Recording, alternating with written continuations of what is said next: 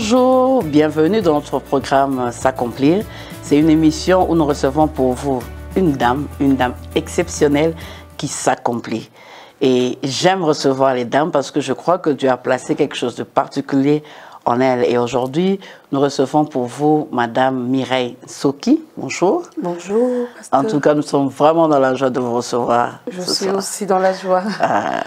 Alors, la première question, je la pose directement. Qui est Madame Mireille Nsoki?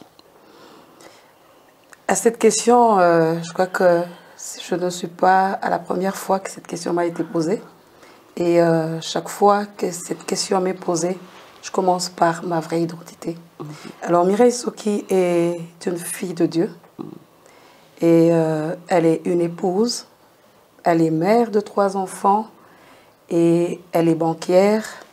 Et elle est aussi dans d'autres tâches, dans d'autres choses un peu personnelles dans l'entrepreneuriat, voilà. Ah, ok. Donc, vous êtes donc une femme entrepreneur. En même temps, oui, bien sûr. Gloire à Dieu. Mais parce que vous êtes enfant de Dieu, à quand remonte votre rencontre avec le Seigneur? Et comment ça s'est passé, en fait? Ok. Il y a de cela à peu près, je peux compter 30 ans. Ok. 30 ans, j'étais dans mon adolescence. 30 ans avec le Seigneur. Bien sûr. Que d'expérience. Hein. Oui, 30 ans que j'ai accepté Jésus-Christ, que j'ai connu le Seigneur. En fait, ça s'est passé, j'étais dans mon adolescence. C'était à travers un rêve. J'ai eu un rêve bizarre qui m'a vraiment troublée. Je me voyais pratiquement devenir un animal et tout ça. Alors le matin, j'en ai parlé à ma mère. Et lorsque je lui parlais, mon père était dans la pièce d'à côté. C'était le genre de personne très, très attentionnée à tous les détails de ses enfants. Alors, ma mère ne comprenait pas le rêve, mais lui était un serviteur de Dieu. Il a saisi tout de suite le problème. Il a compris que j'avais besoin de Jésus à ce moment-là. Il n'a pas hésité. Il a laissé le temps, la journée. Je crois qu'il voulait réunir les éléments, le temps pour lui de prier. Donc, Dieu a utilisé les parents. Ouais. C'est rare. Hein? Oui. Le temps pour lui de comprendre de qui est sa fille, en réalité, parce qu'il ne me connaît pas exactement. Et il a eu la bonne idée, et le lendemain, il m'a, en fin de journée, il est venu avec son ami, et c'est son ami qui m'a parlé. Oh. Et il m'a présenté Christ. Je n'ai pas résisté, j'ai accepté. C'est vraiment exceptionnel, hein? Voilà, exceptionnel. Ça, c'est un père formidable. Il est vivant? Oui, il l'a fait pour presque tous les enfants. Hein. Wow. Ouais. C'est vraiment un exemple à suivre. Oui, oui. C'est vraiment un exemple à suivre. Alors, vous êtes banquière, votre mari, non? Alors, dans un couple où l'autre a une autre vocation et puis l'autre, est-ce qu'il n'y a pas d'inconvénient, ça se passe bien? En réalité... Sincèrement, hein? Oui. En réalité, il est déjà homme, moi je suis déjà femme. Ça veut dire que nous ne sommes pas les mêmes personnes. Ces 2 personnes, nous sommes hommes, mais des genres différents. Donc chacun a déjà sa réalité. Alors il s'ajoute sur cette réalité les professions qui sont différentes. Dans ça, il faut en fait savoir que chacun a ses droits et chacun a ses devoirs. Et il faut rester dans les limites de ses droits et de ses devoirs, dans un amour sincère et vrai. Donc quand vous n'arrivez pas à respecter les limites des uns des autres, eh ben, c'est compliqué. Alors il faudrait connaître ses droits, savoir que dans ses devoirs, il y a question d'accompagner l'autre. Il doit réussir sa mission sur Terre et toi, tu dois aussi réussir. En fait, c'est une joie quand tu vois quelqu'un, un homme s'accomplir. Là, on parle d'une femme qui s'accomplit. Mais ça fait une joie quand un homme s'accomplit aussi. Donc, tu dois l'accompagner et vice-versa. Donc, je crois que c'est un problème, une question de ses limites. Savoir, je me limite. Mais parce que nous sommes dans un cas concret, que vous êtes en train de vivre ça, est-ce que vous nous donnez un exemple de comment ça se passe? Un exemple, quand vous dites que la femme doit ne pas dépasser les limites, pour parler des droits, pour parler des devoirs. Exactement. Moi, je suis dans une profession, je vais parler par exemple de mon temps de travail. Je passe beaucoup de temps de travail, je passe beaucoup de temps à l'extérieur, c'est-à-dire je suis au travail et je suis servante de Dieu en même temps aussi, donc ça je ne l'ai pas mentionné. Et il y a le service de Dieu que je dois aussi faire. Alors avec lui, déjà au départ, il connaît le travail du banquier. C'est un travail très contraignant. Ça existe de la compréhension. On s'est mis d'accord déjà au départ sur la règle de jeu. Il me comprend, je le comprends. Il sait qu'elle va s'épanouir en allant dans tel sens. Il me suit dans ce sens-là. C'est comme je parlais des heures de travail. Je le quitte tard, ça veut dire que je n'ai pas tout le temps à la maison. Alors du coup, ce que je fais, c'est que je mets un certain ordre pour qu'il ne soit pas en train de chercher, par exemple, ses chaussettes. Il ne soit pas en train de chercher. De manière pratique. Voilà, je n'ai pas toujours le temps de servir en temps réel le repas et tout ça, mais c'est préparé de façon à ce qu'il connaisse là où il va trouver telle chose. Il n'a pas à chercher, au fait. On ne lui met pas la tâche difficile, tu lui facilites la tâche en faisant ça. Et donc, de là, je pense que, et il s'en est jamais plaint, je pense que ça va. Une fois, j'ai essayé de me surmonter, j'ai dit, bon, je vais me lever comme toutes les femmes beaucoup plus tôt. J'ai dormi très très tard, avec les prières qu'on fait parfois la nuit. Alors j'ai dit, je vais essayer. J'ai dit, bon, c'était déjà au début du mariage. J'ai apprêté ces chemises. Donc déjà, dès le début, tu étais déjà dans la banque? Oui, j'ai commencé. Il m'a trouvé déjà en train de travailler. OK. Ouais. Alors, j'ai essayé d'apprêter de grand matin. Et puis, je me présente les choses. Il me dit, tu sais ce que tu essaies de faire. Tu ne sauras pas continuer avec. OK. Ça sera difficile pour toi. Voici ta réalité. Bon, il est plus mature que moi, au fait. Voici ta réalité. Tu connaîtras tel problème, tel problème. Et puis moi, quand je prendrai l'habitude, je ne te comprendrai plus. Alors, arrête ça. Donc, tu as voulu faire la forte, la femme vertueuse. Forte, ça n'a pas marché, quoi. C'est impossible. Voilà, donc il dit, là, ça ne va pas marcher. Limite-toi à ça. Ce que tu fais déjà, c'est assez, c'est bon. Oui. C'est quand même extraordinaire que ça vienne de lui. Alors, quelle a été sa part encore dans cet accomplissement? Parce que là, nous sentons la part, et ça c'est rare, hein, parce que tu faisais ça pour son bien, mais lui, il te dit non, non, non. Ça, c'est vraiment de la maturité. Quelle a été sa part aussi dans ce que tu fais, à part cet exemple? Oui, sa part, c'est qu'il m'accompagne toujours. Hein. Ça, c'est rien à faire. Le monsieur ou mon mari, il m'accompagne toujours. Et c'est que ce qui arrive, c'est quand tu es vraiment même en difficulté, il ne comprend pas tout ce que je fais. Mais il y a des moments où il te pose la question, tu viens avec un problème, il ne sait même pas comment t'aider. Il commence par te poser la question, comment tu fais ça? Dis-moi comment tu y arrives. Et je commence à lui expliquer, je fais ça, ça, ça.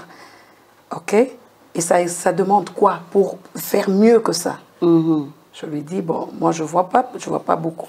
Alors là, il essaie de réfléchir. Le même jour, il te dira peut-être pas. Et puis le lendemain, tu reviens avec la plainte. Il dit non, le problème, c'est pas ceux avec qui tu travailles. Le problème, c'est toi. Le problème, tu es un peu désordonné. J'avais un petit désordre au départ. Le beau-père de Moïse avec... Voilà. Il dit le problème, c'est que toi, tu es désordonné. Parce que si tu mets de l'ordre dans ça, tu n'auras pas à venir t'embrouiller le matin, par exemple. Tu sais que j'ai laissé le soir, j'ai laissé ça, et tu projettes déjà ta journée, ton lendemain, de façon que quand tu viens le matin, tu dois d'abord atteindre ces objectifs avant. Alors ça, j'ai appris ça de lui. Exceptionnel. Voilà. En tout cas, tu vas lui dire respect et chapeau. Alors, pour vous, une femme accomplie, quand est-ce qu'on peut dire qu'une femme est accomplie et comment on peut savoir que cette femme est vraiment une femme accomplie? Ok. Je pars juste de la définition de s'accomplir. Hein. S'accomplir, c'est trouver un plein épanouissement dans quelque chose. Alors, partant de cette définition, pour moi, je me dis, une femme est accomplie, c'est lorsqu'elle est arrivée à se découvrir. Parce qu'il faut quand même commencer par découvrir la chose qui t'épanouit. Alors, pour découvrir la chose qui t'épanouit, il faut d'abord te connaître toi-même. Donc, se faire, c'est une découverte. Tu fais ta découverte, tu te découvres, tu découvres la chose, et puis tu avances. Je répondrai en deux volets, parce que c'est d'abord la partie découverte, mais il y a une autre partie, c'est que celle qui y est accomplie, c'est celle qui exploite la situation. Et elle retourne la situation en sa faveur. Tu ne peux ne pas te découvrir. Il y a des gens, ils se découvrent très tôt. Tu as des présidents comme François Mitterrand, Nicolas, je crois que c'était François Mitterrand.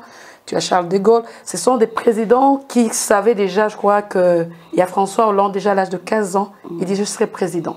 Celui-là et les artistes, ils savent généralement ce à quoi ils sont appelés. Ils commencent à se préparer très tôt. Mais il y a d'autres qui ne connaissent pas, ça prend du temps. Mais sur ce chemin, il y a des choses à faire. Ça veut dire vous exploiter le présent parce que la vie est faite des portes à ouvrir. Quand tu passes par une porte, une autre porte va s'ouvrir. Il faut avancer. Des portes qui s'ouvrent au fur et à mesure.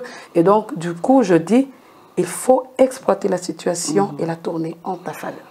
Alors là, je pense que cette femme-là est bien dit. La vie est faite des portes à ouvrir. Donc, il y a des facteurs qui favorisent que ces portes-là puissent s'ouvrir. Alors, quels sont ces facteurs qui peuvent permettre à la femme de s'accomplir? S'il y a vraiment une femme qui nous suit maintenant, tu regardes ta caméra et puis tu dis à cette femme, voilà, voilà, voilà, ça peut être 2, ça peut être 3, je ne sais pas. Voilà, il y a quelques facteurs, ça c'est pour moi, hein. C'est pour moi, ça c'est mon point de vue. Je pense que pour qu'une femme arrive à s'accomplir, il y a certains facteurs tels que l'efficacité personnelle. Quand je parle de l'efficacité personnelle, je vois l'image qu'on se donne soi-même, l'estime de soi. Ça c'est l'efficacité personnelle. Très important. Je vois la discipline. Ben, une femme qui n'a pas de discipline, rien à faire, elle n'évolue pas. Vous voyez? Donc, j'ai ces deux réalités sur l'efficacité personnelle. Alors, je parle de la fixation des objectifs. Une femme qui ne peut pas, même une femme qui est à la maison, elle doit avoir des objectifs. Tu n'as pas d'objectifs, la vie se transforme en routine. Alors, la vie, ce sont des objectifs, des challenges qu'il faudrait surmonter. Donc, tous les jours, un lundi, il y a un challenge du lundi. Il y a mardi, il y a mercredi. Ce qui est sûr, c'est que... vraiment organisé. Voilà, ce qui est sûr que tu n'atteindras pas vendredi sans passer par lundi, ni mardi, mercredi. Donc, c'est tout un processus. Donc, se fixer des objectifs et les réaliser. Arriver à réaliser ces objectifs. Quand tu n'arrives pas à réaliser tes objectifs, ça se transforme, ça devient des rêves et des rêves éternels. Alors, en dehors de ça, je pense qu'il y a un autre facteur qui est très, très important. Pour moi, c'est le travail, l'occupation. Le travail, je vais juste dans sa définition physique. Le travail, c'est la force et le mouvement. La force et le développement. Donc, pour arriver à travailler, il y a d'abord une force. J'en ai parlé plus haut. J'ai parlé d'une efficacité personnelle. C'est une force. Il y a de l'énergie que tu dois d'abord dégager. Donc, jouer d'abord sur cette psychologie-là. Travailler sa psychologie pour être à mesure de faire quelque chose. Et la femme qui ne travaille pas, je ne parle pas de travailler, aller au boulot forcément, comme nous en tant que salariés, mais tu peux faire quelque chose, tu peux réfléchir, tu peux accompagner quelqu'un. Mais ça te demande de travailler. Donc, même pour accompagner ses enfants dans la réussite de leurs objectifs, il faut y travailler. Parfois, il faut lire. Parfois, il y a un enfant qui peut avoir des talents ou des atouts, mais tu dis comment je vais aider cet enfant? Mais tu dois y travailler. Donc, une femme qui n'est pas occupée, je crois que c'est un problème parce que le travail est un trésor. Je découvre non seulement la banquière, mais une formatrice. Hein. Les mots que tu donnes. Merci beaucoup. La façon dont tu définis le travail comme force et mouvement. Wow. Ça, c'est vraiment nouveau pour moi. Alors, je sais que tout ce que vous êtes en train de me dire, plusieurs femmes le connaissent peut-être d'une autre manière, avec pas des termes qu'on vient de le dire là. Mais il y a toujours des pesanteurs qui empêchent cette femme. Quels sont ces complexes-là qui fait que la femme, hein, il y a des complexes, elle est toujours... Je ne sais pas c'est quoi exactement. Au fait, la femme, tout est parti de la culture. Hein. Depuis des années, depuis la nuit des temps, on sait que la femme, c'est un être faible. On dit la femme doit être soumise. Ça veut dire que partout où la femme doit être, elle doit être en dessous. Ça veut dire qu'il y a des gens qui l'écrasent. Ce fait d'être écrasée, ce n'est pas seulement les hommes qui écrasent les femmes, mais elles-mêmes d'abord acceptent ça. Il y a des femmes, quand tu lui donnes la parole en public, elle ne veut pas parler. Hein. Elle préfère attendre à côté là. oui, j'avais quelque chose à dire. Mais pourquoi tu n'as pas dit ça? On en avait besoin, au fait. Elle préfère taire, écraser ses idées pour que les autres passent en avant. Donc, c'est un peu cette difficulté. On a deux types de complexes.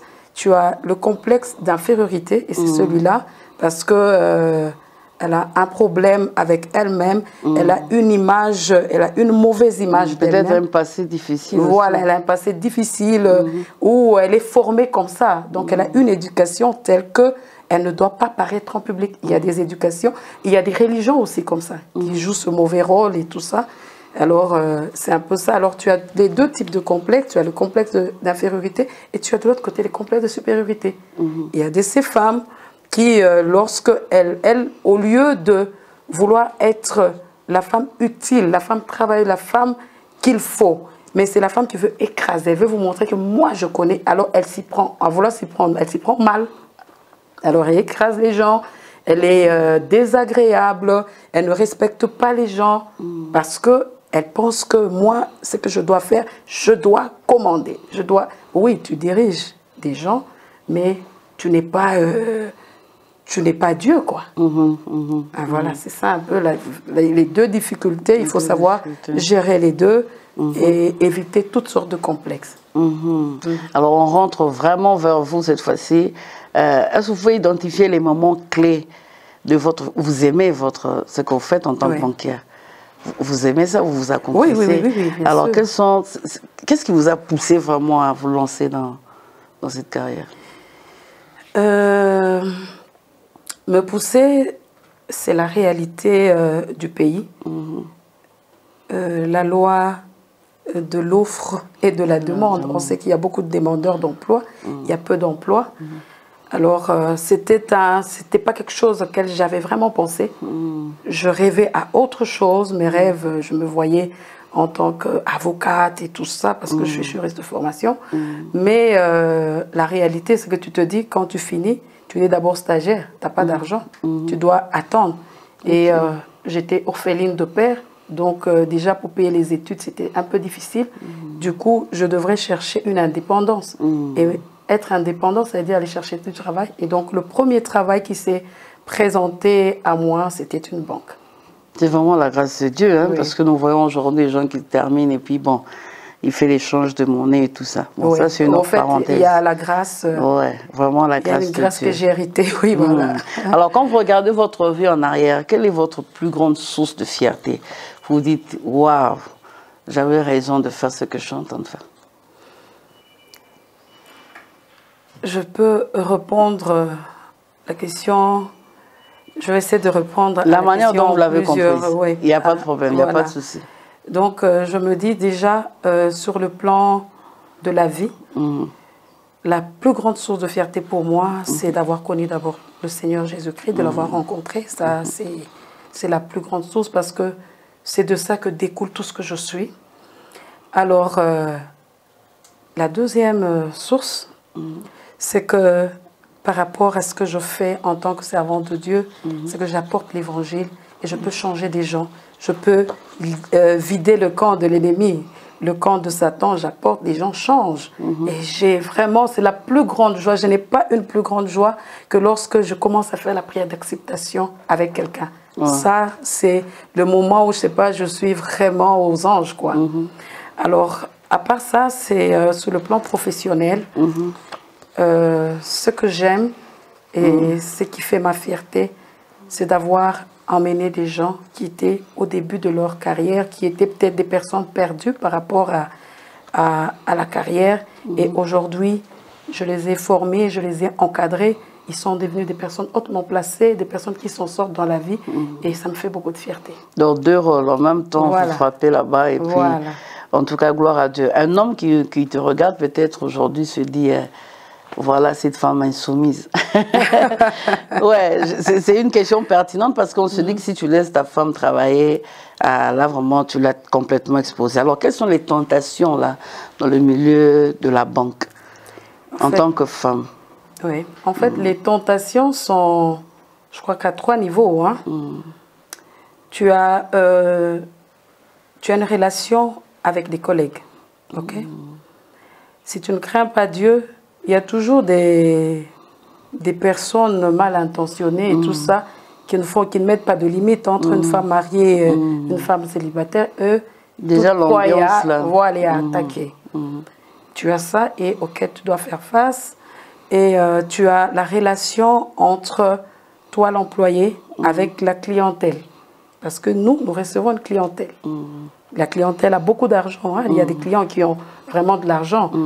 Quand tu t'occupes de lui, tout ça, et tout, il peut manifester une faiblesse. Et puis après... Il va au-delà de l'argent. Voilà, donc lui, c'est plus ça, c'est au-delà de l'argent. Alors si toi, c'est de l'argent, c'est que tu n'as pas de personnalité, si tu n'es pas chrétien ou tu n'as pas vraiment de personnalité, tu te laisses aller par ces choses. On a vu des femmes qui, en train de travailler, ont décidé de rompre leur mariage pour partir avec un client. Wow. Voilà. Donc ce sont ces réalités et en fin de compte, on est gestionnaire et on gère de l'argent. Si tu ne sais pas faire la part de choses, se dire que ici, l'argent, c'est un outil de travail. C'est comme un stylo, c'est comme un ordinateur, c'est comme un appareil photo, une caméra. L'argent comme outil de travail. Voilà, tu ne le prends pas comme outil de travail, eh ben là, tu te retrouves en tôle à la fin. Ça, c'est vraiment bien. Alors, si maintenant, là, il y a une femme qui est en train de nous suivre, elle vient à peine d'entrer dans une banque. Oui. Vous avez déjà fait combien d'années?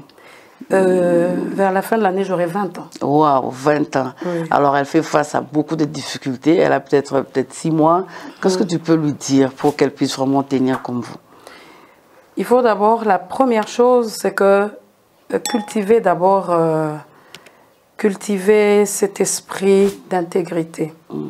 Et puis comprendre que tout ce qui est autour de toi, c'est-à-dire l'argent, c'est un outil de travail. Ça te permet de... Parce que si tu te déplaces, c'est comme aujourd'hui, je prends l'ordinateur de boulot, je vais avec, mais puis je travaille comment? C'est un outil de travail. Donc ça veut dire quand tu le fais, tu es en train de diminuer les ressources de la banque, tu es en train de mettre en mal la banque, parce qu'il faut se dire aussi, la banque, c'est de l'argent des gens, les gens qui nous apportent des dépôts et que nous prêtons aux autres. Donc c'est ça, c'est la rencontre entre les deux parties. L'emprunteur, celui qui nous emmène, on l'appelle emprunteur, carrément c'est celui qui vient nous déposer. Et ce sont ces fonds que nous utilisons pour donner des prêts aux autres. Ah, okay. Alors si toi tu te prends ça, et tu mets en mal toute une société. Et puis on va fermer et puis c'est toi qui vas souffrir aussi. Et voilà. Ok. Alors, vous avez dit que, premièrement, lorsque vous avez fini vos études, c'était pas la banque tout de suite. Alors, si aujourd'hui on dit, ok, on arrête tout, bon, et qu'il faut faire autre chose, quel métier vous choisirez? Répondre du coup comme ça, dire que je choisirais ceci, je crois que je ne saurais pas vous donner une réponse directement, mais je peux vous dire en passant que je suis parmi les personnes dont le principe se trouve dans Philippiens 4:13, je puis tout par celui qui me fortifie. Donc moi, je pense que je peux tout faire. Je suis capable. Je suis capable, mais il y a des choses dont je rêve. Par exemple, j'aime enseigner. Moi, j'aime beaucoup enseigner. On le sent dans ce que tu viens de dire, les termes que tu utilises. Voilà, j'aime enseigner. Ça me fait plaisir lorsque je transmets mon savoir dans quelqu'un qui est une autre personne, qui a une autre façon de voir les choses et qui peut comprendre ce que je veux dire et puis qui transforme sa vie selon ce que moi je suis en train de dire. Eh bien ça, c'est ma joie. Wow, nous bénissons le Seigneur. Alors, par là déjà, nous comprenons vos valeurs à vous. Et qu'est-ce que vous avez trouvé de particulier dans votre expérience professionnelle?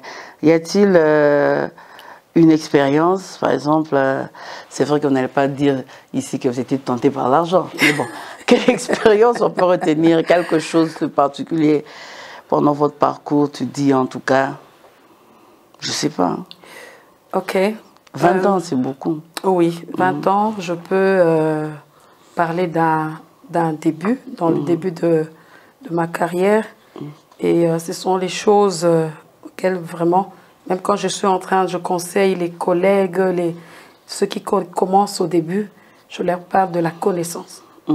Il faut vraiment tout faire pour ne pas être ignorant. Au début de ma carrière, c'est comme ça que je me suis dit, je ne serai plus jamais ignorante. Je lis, je me documente. Tant que je peux, je fais quelque chose. J'ai dû tourner en rond un peu longtemps parce que je n'avais pas le temps de lire. Tout ce qu'on me forme, on me dit, tu feras ça, ça, ça, comme une... Donc c'est la routine, quoi, comme un robot, tu fais la même chose. Et c'est ça la banque, au fait, c'est la routine. Mais pour être une personne extraordinaire, une personne qui peut emmener quelque chose de nouveau, il faut lire. Donc essayer de lire de plus, comprendre pourquoi on a mis telle procédure, quelles sont les bases. Parfois même la procédure est en train d'entrer en l'encontre avec la réglementation du pays, par exemple, les réglementations de change. Tu vois, certaines lois. Donc il faudrait peut-être être une personne utile. Tu peux venir, tu lis et tu dis non, non, non, vous savez, cette procédure, ça va nous mettre en mal dans l'avenir. Alors il y a telle loi qui dit ça, ça, ça. Ça te permet d'être un peu plus intéressante et plus importante. Et moi, j'ai passé un peu de temps tourner en rond parce que j'étais dans ça. Et puis, quand ça tourne mal, tu ne sais pas pourquoi ça a mal tourné et tu traînes, tu traînes. Alors, il faudrait acquérir de la connaissance, lire, s'informer. Alors, au-delà de cela, ce que j'ai aussi appris, c'est aussi l'endurance, la persévérance. Voilà, on a connu des moments aussi difficiles où on a envie de tout laisser. Hein.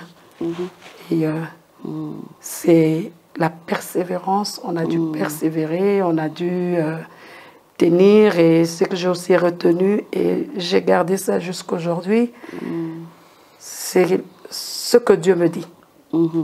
C'est ce qui vaut. Face généralement aux épreuves, c'est ce que Dieu m'a dit. S'il me dit, ça va aller, eh ben, même si les choses continuent à s'embrouiller, tu sens que là, c'est fini. Mais à la fin, tu es vainqueur parce que Dieu l'avait dit. Donc, c'est un peu comme ça que je fonctionne aussi. Bon, c'est vrai que vous avez dit que l'argent, nous sommes en train de chuter là, mais la question m'est venue. L'argent, c'est un outil de travail. Bon, ça, c'est le parler. Hein. Alors, c'est pour dire que... est-ce qu'on peut mettre la femme à côté de l'argent? Ça, c'est la première question. Hein, votre point de vue par rapport à ça. Et puis, vous travaillez dans une institution bancaire, une institution financière. Alors, l'argent est autour de tout ça. Un mot par rapport à 1 Timothée 6,10 qui dit car l'amour de l'argent est une racine de tous les maux et quelques-uns en étant possédés se sont égarés, loin de la foi, se sont jetés eux-mêmes dans le bien des tourments. C'est-à-dire, vous êtes là, chaque jour vous avez l'argent devant vous. Ce n'est pas une très grande tentation, même si tu dis que c'est un outil de travail. On peut comprendre que le stylo est outil de travail. On peut comprendre, maman, l'argent outil de travail. Oui, au fait, dis-nous un peu. Explique-nous un peu ça. C'est là, ça m'a un peu compliqué. Oui, au fait, je me dis, nous les habitués, hein, on est peut-être, s'il y a peut-être un problème d'habitude. Au début, ce qui est vrai, c'est peut-être difficile, c'est tentant, mais je crois qu'il y a des valeurs. Il y a les valeurs. La première chose, ce sont les valeurs que tu as. Qu'est-ce que tu es? Qu'est-ce que tu représentes? Quand tu vas au boulot, on représente quelqu'un, on représente une entité, on représente une croyance, on représente une religion. Donc, ce que tu es là, parce que moi, par exemple, je ne sépare pas la vie. Ma vie, c'est la vie chrétienne, un point et tout le reste se greffe sur ma vie chrétienne. Donc, je n'ai pas deux vies. Comme fondement de tout. Voilà, je n'ai pas deux vies. Donc, même à la banque, tu es chrétienne. Je suis chrétienne et je n'ai pas deux vies. J'ai une seule vie, c'est celle-là, point barre. Donc, du coup, je ne veux pas venir quand je suis au boulot, je suis au travail, je suis une autre personne, je dois voler, Non, c'est les mêmes valeurs de la Bible qui m'interdit de ne pas voler, qui m'interdit de ne pas envier, qui m'interdit de ne pas convoiter l'argent. Ce sont ces valeurs que j'amène au travail. Voilà, donc c'est ça la réalité en tant que chrétien. Et bon, tu as aussi des personnes qui ne sont pas des chrétiens, qui ne croient en rien du tout, mais qui ont certaines valeurs. Oui, voilà, donc je crois que les valeurs sont très, très importantes. Les valeurs qui accompagnent. Oui, voilà. Alors, tu peux parler à un homme qui dit, OK, ma femme peut travailler, mais dans une banque, déjà là pour travailler, je ne veux pas. Oui. Mais dans une banque, en tout cas, laissez cette histoire-là. Qu'est-ce que tu peux dire à cet homme? Ben, je pense que il faut laisser la femme faire ce qui l'épanouit.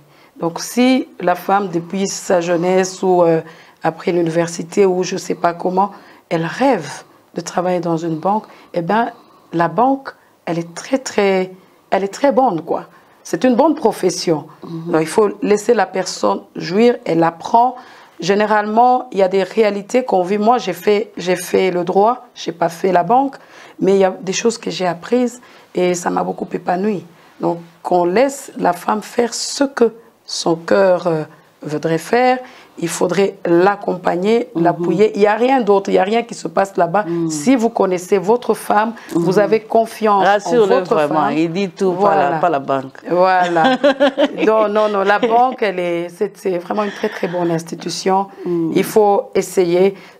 Surtout quand tu dois chercher des clients parce que tu contribues au développement de l'entreprise. Toi, tu es là, tu vois comment tu es en train de contribuer quand tu amènes les clients. Tu vois que la banque devient grande grâce à ce que toi tu fais. Ben, tu vois ça, tu vis ça en live. Et je crois qu'il n'y a pas une plus grande joie. C'est pas que tu fais le commerçant, il est content, il dit j'ai investi 1000 francs, j'ai 4000 francs. Mais toi aussi la même chose. Tu vois la banque grandir, c'est grâce à ce que tu fais. Donc du coup, je crois qu'il faudrait laisser la personne s'épanouir et puis donc prendre la banque comme toute autre entreprise. Voilà, c'est la même chose quoi. Ouais. Voilà. Parce que même ailleurs, elle sera toujours dérangée aussi. Voilà. Alors là, est-ce qu'il y a eu ce combat-là, homme, femme? Est-ce que tu as eu des combats parce que tu es femme? Oui. Il y a des postes que tu ne peux pas parce que tu es femme, il y a des réunions que tu ne peux pas. Comment tu as fait face à ça? Voilà. Le plus grand défi que j'ai eu, c'est que c'est pas par rapport à des postes, parce que j'ai occupé les postes que les hommes occupaient aussi. Je n'ai pas eu trop de problèmes parce qu'en réalité, ce sont les résultats qui mettent fin en contestation. Tu n'amènes aucun résultat, et ben, tu es mal parti. C'est pas parce que tu es femme. Voilà, donc donne les résultats, on te donne le poste qu'il faut. Ça, c'est ce qu'il faut. Mais maintenant, c'est par rapport aux personnes que tu supervises. Parce que je suis manager, tu as des personnes qui sont sous ta responsabilité, qui sont sous toi. Et tu as ces personnes qui n'acceptent pas le leadership d'une femme. Ben, il est têtu, tu as du mal à t'imposer. Il y a même d'autres chefs qui l'appuient. Ouais, mais bon, toi, c'est comme on te fait voir qu'on n'avait pas le choix. On n'avait pas un autre cerveau que le tien, mais si on en avait, on ferait le choix en premièrement. Donc, du coup, je travaille plus sur les résultats. Je me dis que je dois faire des efforts pour emmener quelque chose de spécial. Il ne faudrait pas être ordinaire. Parce que quand tu es maté, accepte, essaie de sortir de l'ordinaire. Quand tu es quelque part où on t'écrase, sors de l'ordinaire, tu seras... voilà. Wow, on est obligé d'atterrir là. D'ailleurs, j'ai pris encore quelques minutes. Alors, c'est vraiment la toute dernière question. Elle est un peu particulière. Alors, nous sommes dans le monde animalier. Oui. Alors, je donne l'animal, je donne le caractère. Oui. Vous allez me dire, c'est quel animal que vous choisissez. Vous pouvez choisir aujourd'hui. Donc, il y a le lézard. Son caractère, c'est d'abord l'audace ou la foi. Il y a le buffle, qui représente la force.